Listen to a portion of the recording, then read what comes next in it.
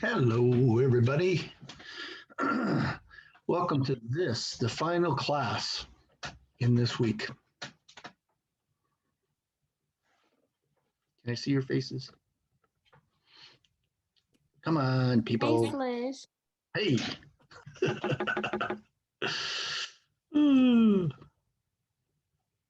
Esha Gupta. Hello, Esha. There's Alex McCarran. There's Esha. Elijah. Yay. Abu Sabor shows up. Good man. I always liked Abu Sabor. Hana Rondo. Let's see your face there. Alex has left the building. Alex has left the building. There's Hana Rondo. Farouk. Rocky. Oh, we don't want to see Rocky. You can stay down, Rocky. We don't. No. We've seen enough of Rocky for 1 year. Scandalized. Vanessa is scandalized. Stefan rocking the man bun. Like it. Like it, mister.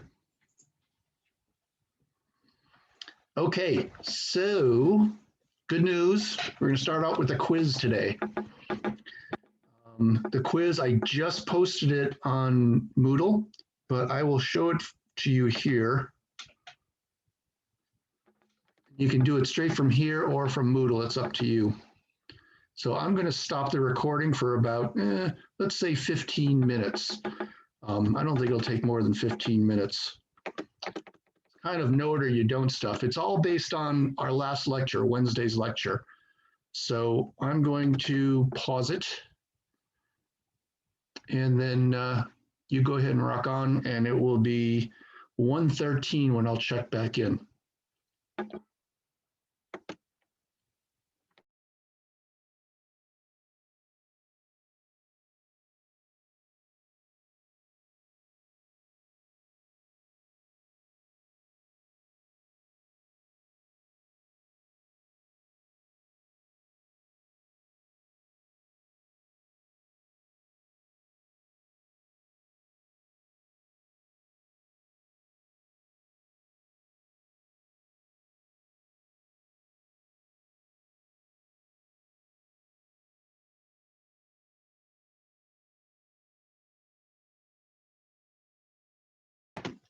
Okay, let's look at the answers to this. Bringing it up. Okay, this is the part of the class where I embarrass people who don't want to be embarrassed.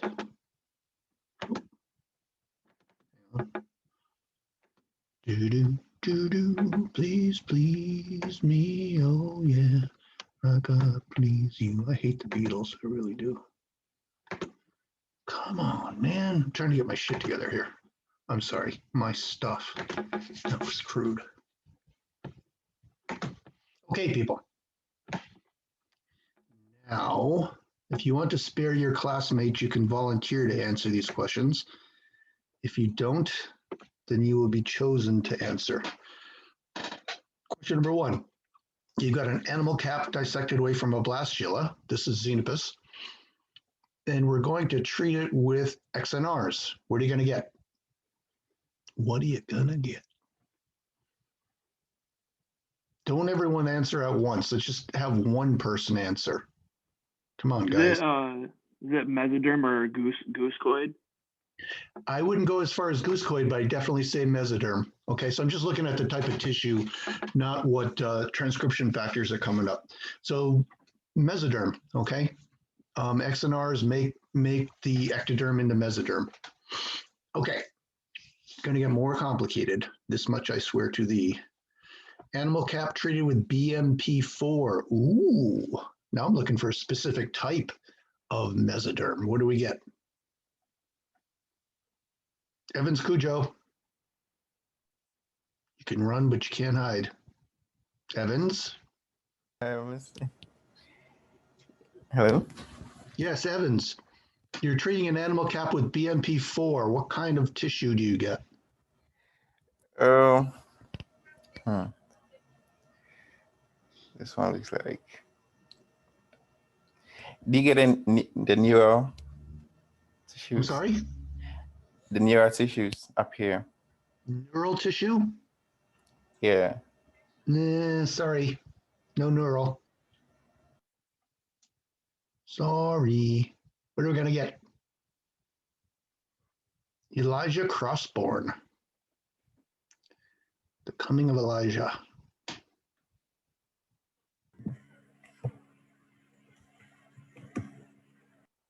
What do you got for me, Elijah?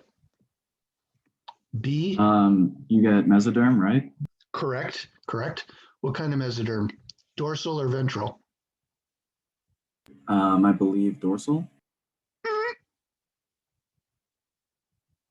I meant ventral. You meant ventral. I thought you did. I thought you did. I have an accent. I'm sorry. Yeah, remember the whole difference between dorsal and ventral is the presence of BMP antagonists. That's when you block BMP4, the mesoderm it becomes dorsal. So, okay, animal cap. First induced to be neural and then not treated with anything else. What are you going to get?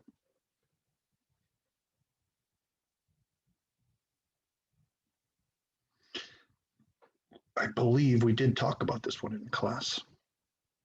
Angelique. Was it dorsal ectoderm?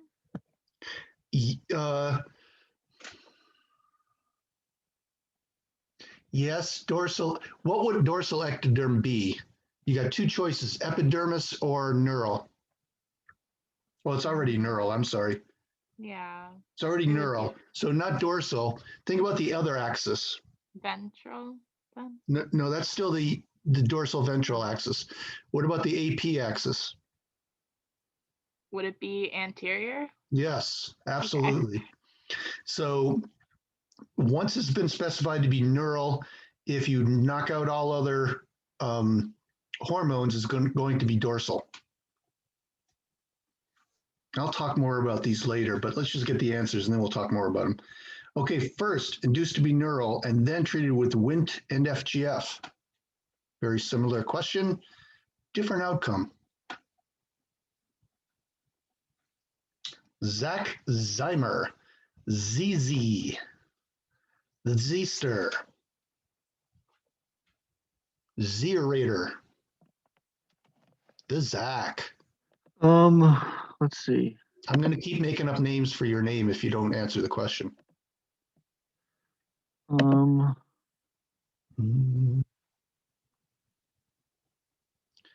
So does it form the precordial plate mesoderm? It's not going to be mesoderm because it's neuroectoderm already. Okay, so for same as the last question, really what I'm asking is on what part of the AP axis is this neuroectoderm going to be?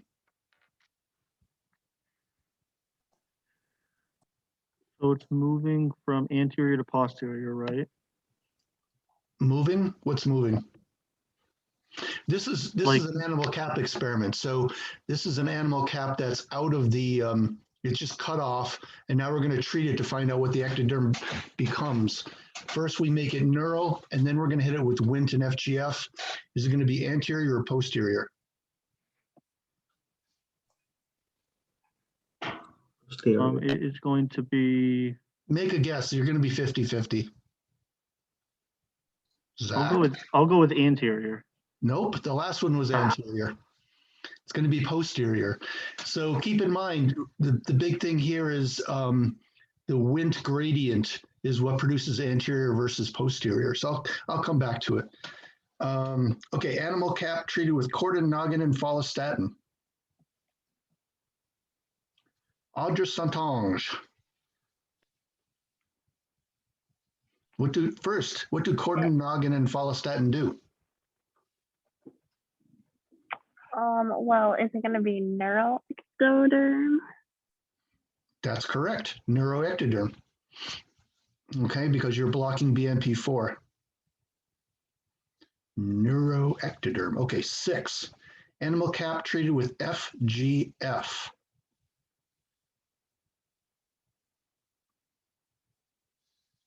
FGF. So what do we say FGF does in the last class? Look at those notes. Is it posterizing? Yes, that's not really what I'm looking for here. Esha? Esha, my friend. I think you're muted.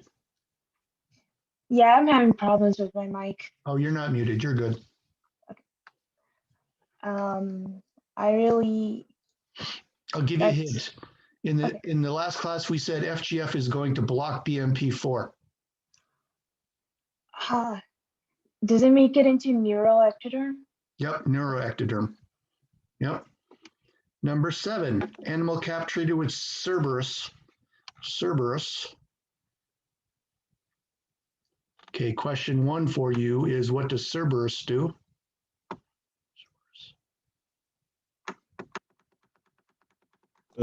Doesn't it block the BMP2?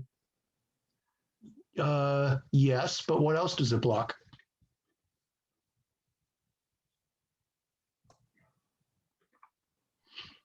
WNT signals. Yes, blocks them both. So what's Cerberus going to give us probably? Tyler Montano, you're conspicuously quiet today. Could you repeat the question, please? Oh, I hate that. Animal cap treated with Cerberus. And remember, Cerberus blocks both BMP and Wnt.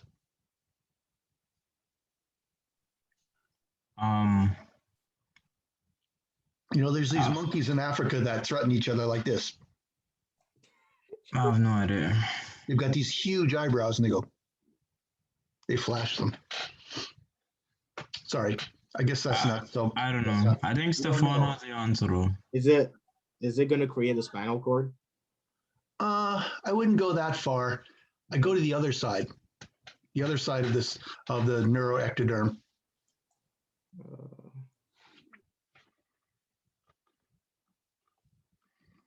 Let me show you something real quick. Oops, not that. Let me share something really quick that may help you guys understand this better.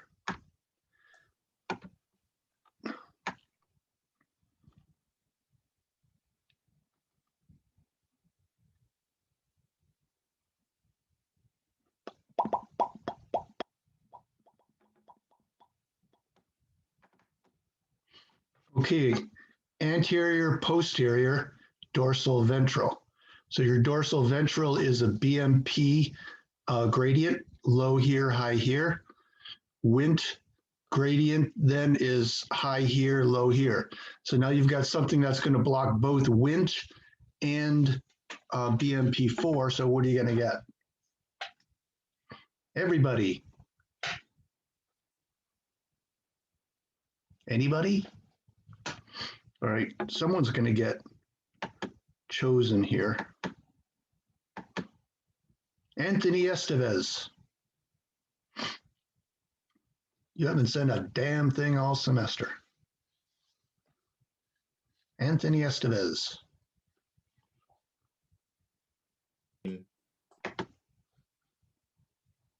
Anterior endoderm, I'm not really sure, to be honest. Yeah, Michelle says anterior endoderm. No, we're starting with ectoderm, so it's not going to become endoderm. Stefan got the answer. Where the hell's Stefan?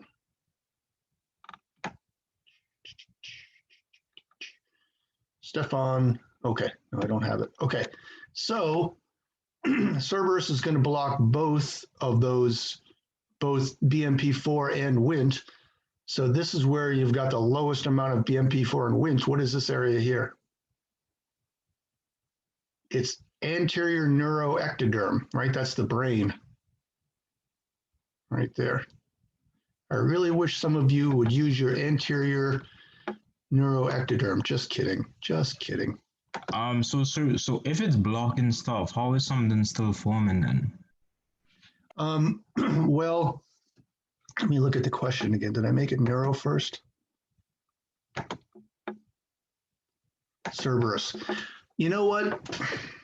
You may be right. I probably should have said made neuro first and then hit with Cerberus. Maybe with just Cerberus, nothing would happen. It would just be the same answer as answer number 8. So you could be right, Tyler. That's a good point.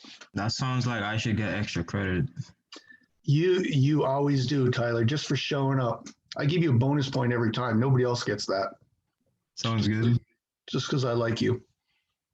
Okay, but don't turn on me or I'll take them all away. Okay, last question. I don't know if you saw this because it wasn't up on the screen. If you didn't go to Moodle, you might not have gotten it. And this probably should have been the first question because this is really your negative control on everything. Animal cap untreated, what do you get? You just cut the animal cap off and you let it go in culture. What do you end up with? Everybody got to know this one. Josh Walford. You haven't said a damn thing all semester. Josh Walford, at least say hello. Hi. Hi. Nothing for him. You got nothing? Oh, well, Like- something's got to form. I mean, it's going to sit there and grow for 8 hours, and then what's it going to be? Mesoderm? Nope. I don't know. It's ectoderm to start with. Okay, so ectoderm is either going to become epidermal or neural. So if you don't treat it with anything, what's it going to become? Would it be epidermal? Epidermal. Okay, so that ectoderm, if it isn't induced to become neural, it's just going to stay ectoderm. And if, or it could also be induced to become mesoderm. Okay, everyone confused? I'll post the answers. I put the questions up today, but I'll take the questions down. I'll post the question and answer one after class is over, so you can look at that. Maybe I'll write a little more explanation too, because right now it's pretty short. Okay, guys, you did okay. You did okay. I like to tease you, but I think you got most of the answers there. So let's start today's lecture. So today we're going to begin. We're going to begin. Am I sharing this? I am. Zebrafish development. And that's a lovely little zebrafish. Actually, this is the first picture of a zebrafish I've seen, so it's my favorite picture. Okay, I'm just bringing up my notes and settling my real estate here. Okay, zebrafish development. So we talked about this in chapter 3 a bit, and its development's a little bit different from Xenopus. So I'd like to just maybe for 5 minutes go over the differences here between this and Xenopus. Okay, so first off, when this thing starts to divide post-fertilization, all the epiblast cells stay on the top of the yolk. So you end up with this flat series of cells here that are on top of this huge yolk. So you've got one huge yolk cell, and you really don't have any endoderm here. You just have one big yolk cell. And this is the 64 cell stage. All the cells are on top of the embryo. And here we've gotten to a much later stage. I'm not sure where this is, but again, the whole epiblast is at the top of the embryo, and the whole bottom is yolk. And here's something that's different between Xenopus and this. You've got this yolk syncytial layer. So you've got a layer of cell, but it's multinucleated and huge, that separates the yolk from the embryo proper. And in here, in here we've got that mesendoderm. And look, we kind of have 3 layers here, like 1, 2, 3 layers: mesendoderm, mesoderm, and ectoderm. So we'll talk about at the end of this class, if we get that far, why you're getting 3 different layers there and 3 different specifications. So that's kind of the blastulus stage, but it's really more of a blastoderm because there's no blastocele. Now epibole starts, which means you've got these cells dividing and spreading down over the rest of the embryo, and you've still got those 3 layers. and it starts to involute here at the corners. So all around it's starting to involute, but here's where it's most thickened, and this is the shield region. That shield region will be our organizer, just like the Spielmann. This edge around the side, the whole edge is called a germ ring. And here you get involution, again, on both sides, but mainly this is the side that's really going to be the leading part of the involution. So your organizers here, cells are coming down and inside like this, and they're gonna move across the top. And they're coming laterally from the sides to this point and coming in as well. And that laterally from the side thing is our convergence and extension that we see in zebrafish. So these cells are coming like from the top and side down in and then across the top like that. And we get 3 layers of cells that way. Here's another look at the shield region here. Cells are coming in and over anteriorly and laterally. Some are going down, but still anteriorly. Okay, so that's our convergence and extension. And this is similar to what we see in chick and mouse, in that you're getting like it's almost like a primitive streak. You don't see a streak, but it's like a primitive streak in that cells are coming from the sides to the middle and then in and moving forward and laterally. So we'll see that again with the chick. Okay. So that is the development that we talked about in chapter 3. So now we're going to go on and talk about some of the molecular determinants here, like we did for the Xenopus in the first part of this chapter. Question? Is there a question, Vanessa? No? No, my cat walked on my my keyboard. Sorry. What's your cat's name? It doesn't matter, right? Because cats don't come when you call them anyway. So why do we bother naming them? I don't know. Oh, But you want to know her name? yeah, Oh, her name was Cleo. Cleo. Nice. Good name for a cat. Okay, back to work. Oh, there she is. It looks like my cat too. Orange and white.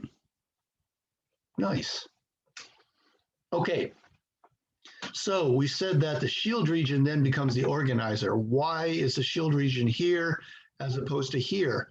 Nobody knows. They know why it gets there, but they don't know what determines it. So with the Xenopus, we saw the sperm entry caused cortical rotation, and that put the dorsalizing factors where they ended up. Here, reading the text, it's really unclear why actually it ends up here rather than there or anywhere else. Doesn't seem to be related to sperm entry. But you've got these dorsal determinants, and then after fertilization happens, they move up to this area. So you've got a lot of them in the yolk syncytial area underneath the blastoderm, but also in the blastomeres that are just north here of the yolk syncytial layer. So these dorsal determinants end up in this one area, which becomes the shield region. So again, it's not cortical rotation, but they just end up in this one spot. They're being transported there on microtubules somehow. So that's where they end up. And again, these are maternally laid dorsal determinants. And what are they?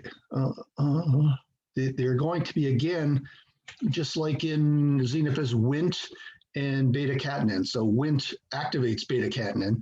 So you've got that going on, plus beta-catenin itself is coming up in those areas. So it's a strong Wnt signal that's making this into the organizer. And then at the mid-blastula transition, if you remember in the last, in Xenopus, the mid-blastula transition was, I can't remember now how many cell divisions, but it's a little bit earlier here. This is only 9 cell divisions, 512 cells is when you cross that mid-blastula stage and you start getting transcription from the embryonic nuclei. And at that point, beta-catenin then will upregulate a transcription factor called DHARMA, DHARMA. If you look up, define DHARMA, you'll get a definition based on the Hindu religion. It has to do with the way of life or the proper way to live or something like that. But here, DHARMA is very similar to Siamwa in Xenopus. The big difference between DHARMA and Siamwa is DHARMA is a lot easier to pronounce. But they're going to do the same thing. They're going to make this area, this syncytial area, into something like the Nucleus center. They don't call it that, but that's more or less what it's doing. So DHARMA then is kind of analogous to Siamwa. Okay, and then, so then that makes our organizer here, and that's going to set the whole axis up. Just having that organizer sets up the dorsal ventral axis, because now this is dorsal and that's ventral, and also it's going to start the gastrulation, after which you get your AP axis as well as the DV axis. So having that organizer does everything. And just like in, I know I keep saying this, but just like in Xenopus, if you cut this out and put it into a new embryo, you'll get two axes, twinning of the embryo. Okay, now this is the fate map, and this is pretty similar, pretty much the same as Xenopus. The big difference is the endoderm. In Xenopus, this whole thing was individual cells of endoderm. Here we've got a yolk syncytial layer over the yolk, and then these are mesendermal cells at the blastoderm stage. But in the end, it's kind of laid out like this. Here's neural, here's epidermal, and that'll cover everything. So this is a little bit. This is kind of BS. Well, it's true, but it's BS too at the same time. Kind of like most of what I say. So what I mean by that is this is where these tissues will end up in the final embryo if you don't bother the embryo. If you just let it fertilize and go, this will become neuro, this will be ectodermal. Here's your ventral, medial, and dorsal mesoderm, and here's your endoderm. But at this stage, nothing is specified yet, or very little is specified. I think the ectoderm is specified ectoderm, but you can take these cells out of here, which are mesendodermal, treat them some other way, and they'll become something else. Even after they get to the gastrulus stage, you can still take a lot of the cells out and turn them into something else. So what that tells us then is what the cells become is far more related to what cells they're next to than where they started out. So in Xenopus, there was a little more specification early on, and here it's a lot more up in the air until gastrulation happens and you see what cells next to what, and they induce each other, and that's how you get your final fates in the zebrafish. So not truly fated, map here applies, cells removed at this stage can be, okay, so I said all that. Okay, so here's what I was talking about earlier. Let me back up again. Yes, okay, see how you've got 3 layers of tissue here, mesendoderm, and mesoderm, and ectoderm. Okay, this is how that happens. So backing up a little bit before we get to this slide. So the yolk syncytial layer has got a factor called NANOG, N-A-N-O-G, NANOG. And that's similar to VEG1. It's going to specify cells as being endodermal, maternally laid again. So NANOG is kind of similar to VEG1. So kind of think of it that way. And the reason I'm saying it's similar to VEG1 is it's going to cause the production of nodal related proteins. So in the Xenopus, we call them XNRs. Here, we're just calling them nodal related, NDR. And instead of 3, which we had in Xenopus, we only have 2, nodal 1 and nodal 2. And we're going to see there's a difference between nodal 1 and nodal 2. These are, again, analogous to XNRs. These are TGF beta-like hormones, and they're going to activate SMADs in the tissue that they interact with. So what these nodals are going to do is convert which everything started out as ectoderm in this thing, right? But it's coming from the yolk syncytial layer, and it makes these middle layers into mesoderm. Okay, no big surprise there. But we're going to get different types of mesoderm based on the concentrations of the nodals. So you've got VEG1, which is upregulating the nodals, but you also have VG1. If you remember back to Xenopus, we had VG1 there too. VG1 is another TGF beta-like hormone, so diffusible. Weird thing about VG1 is it doesn't really activate its own receptors. It heterodimerizes with NDR1 and NDR2. So it works as a heterodimer there with those. And NDR1 and NDR2 are different. And this is really important, the fact that they're different, because that's why we're getting different tissues here. NDR1 diffuses the farthest up into the ectoderm. And NDR2 goes shorter. So this is, they say in the book, a long-acting NDR1 or short-acting NDR2. And we've got a third thing here, or fourth thing actually, that's being made in that yolk syncytial layer, which is lefty. Lefty's a new one on us. We haven't heard of lefty before. Lefty is another one of those antagonists. So I guess it's kind of analogous to like cordon and noggin and things like that. It's going to block NDR activity. So lefty, we'll see lefty later too, when we get into mouse and the production of left versus right. You know, that's where the name comes from, lefty, because you know, it'll be involved in that process. But here it's acting as an NDR antagonist, and it diffuses even further than NDR1. So that's the yellow line here. It's going even further, and it's blocking NDR activity. So what you end up having here then is at the cells that are closest to that yolk syncytial layer are seeing ND1 and ND2 in high concentration, and they're binding to VEG1 or VG1, and they're having a lot of activity. So closest to it, that's where you get your highest activity.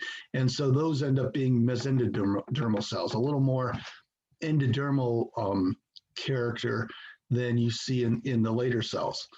But because nodal 2 doesn't go very far, it peters out about here. And then NDR1 goes further. So now this next layer of cells is seeing less NDR activity because it's only getting NDR2 and not NDR1. So VG1 binds to NDR2 there and produces mesodermal tissue here. Okay. And then you go further, and lefty blocks all NDR2 at this point. So you get a demarcation there between ectoderm and mesoderm. So that's how we're getting our three different layers here. High concentration of NDRs, medium concentration of NDRs, low concentration of NDRs. And that's giving us mesendoderm, mesoderm, and then ectoderm. Does that make sense, people? Anyone want to comment on that? Any discussion points? You people. I feel like I'm talking to myself here. Okay, 5 minutes left. Who's got a question? Who's got a comment? Could you go over like what Cerebus does? Okay, going back to Cerberus.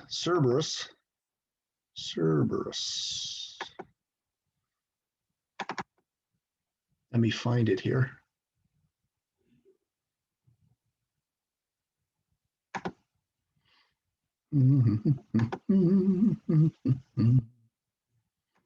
Cerberus. I know a girl named Cerberus.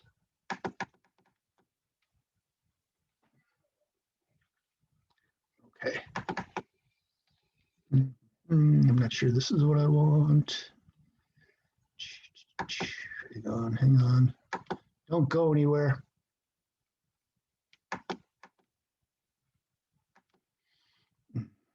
I have a figure in my head, but it may have just been in my head. Yeah, that's definitely not it. Goose coid. Oh, the lovely goose coid. This is that. Okay, so Cerberus is going to start being produced here at gastrulation, and Cerberus is going to block both BMP4 and Wnt. So remember, we've got BMP4 inhibitors going around this way. Your Cordon, Noggin, and X-Wnt, not X-Wnt, I'm sorry, Cordon, Noggin, and follistatin, and that's blocking BMP4 this way. Now here at the leading edge of this gastrulation, we've got cells that are producing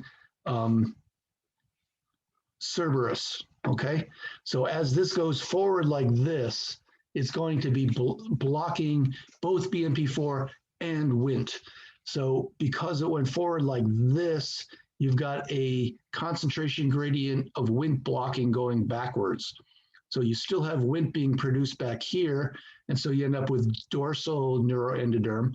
Up here, you've got no Wnt activity at all, so you've got posterior neural endoderm, and over here you've got anterior neuroendoderm because you've got high Cerberus and low Wnt. Again, your concentration gradients, Wnt concentration gradient this way, producing posterior, anterior, and then BMP4 gradient this way. Low BMP4 is dorsal, high is ventral. With Wnt, it's low Wnt is anterior, high Wnt is posterior. And because Cerberus is blocking both BMP and Wnt, this is the area that's very low in both BMP4 and Wnt, and that ends up anterior neuroectoderm. Okay, Tyler? Okay, thank you. Oh no, thank you. Thank you, Tyler. You're humble and lovable. What else? Stump me. Go ahead. Ask me a question I can't answer. I'm not proud. Nothing? All right. I'm going to let you go. You sure? You paid for this time. You still have Could you 2 briefly minutes. go over goosecoid? Goosecoid. Okay. So I don't know if I can find the slide really quickly, but actually I can. I am a god. I love a girl named Erica. Okay.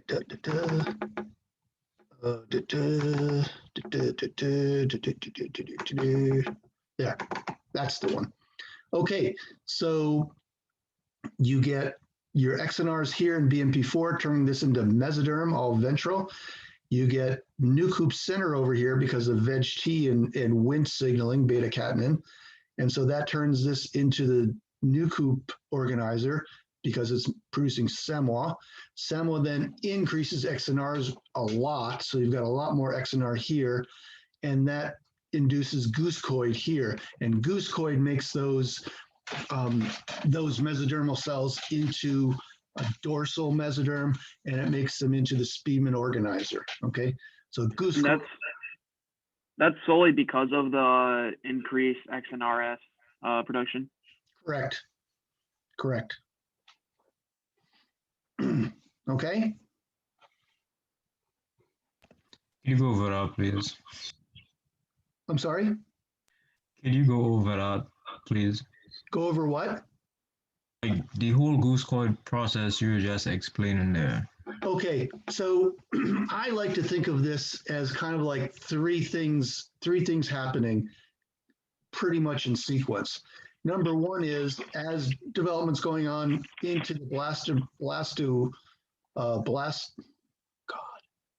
blastula stage, you've got VEGT down here, maternally deposited VEGT, making this endoderm, and the VEGT is causing the production of XNRs and BMP4. That's coming up. It's hitting the ectoderm around at the marginal zone, turning it all into ventral mesoderm. At the same time, you've got those dorsal determinants that moved because of the cortical rotation over to here. So over here, you've got the same veg-T, but you also have a lot of beta-catenin because these dorsal determinants are Wnt signaling and beta-catenin. So now you've got two transcription factors here, and they cause the production of another transcription factor, SAMWA. SAMWA then causes the upregulation of these same three XNRs here. So now you've got an extremely high concentration of XNRs being released by this area. So this area is the new Coop center, because you could take this out, put it somewhere else, and it would do the same role in a different place, give you another axis. So this new Coop center then is releasing a high concentration of XNRs, and that higher concentration of XNRs then is causing these cells to express goosecoid, and that turns them into the Spielman organizer.